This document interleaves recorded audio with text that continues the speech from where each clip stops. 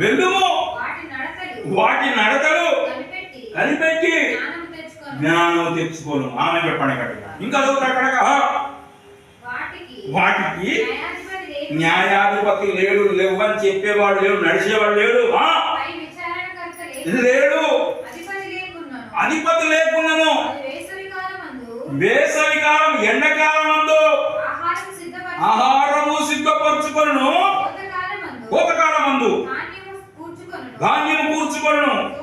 సోమరి ఎందాక నువ్వు నిద్రపోదు, ఎప్పుడు నిద్రించలను, ఇంకా కొంచెం ఎప్పుడు నిద్రించలను, కొంచెం కునికెదను.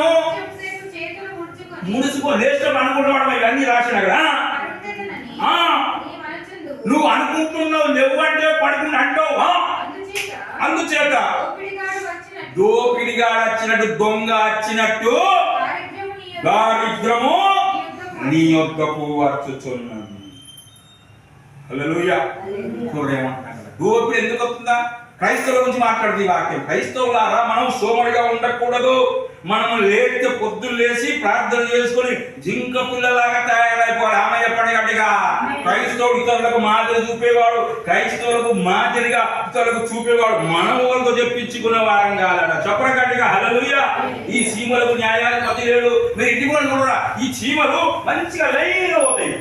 ఇది ఏంటంటే వర్షకాలం, వర్షం పడితే ఈ స్తోత్రం అంతా తీసుకుపోయి దాచుకుంటాయట. స్తోత్రం దేవునికి మహిమ కలుగును గాక. చెప్పండి గట్టిగా. హల్లెలూయా.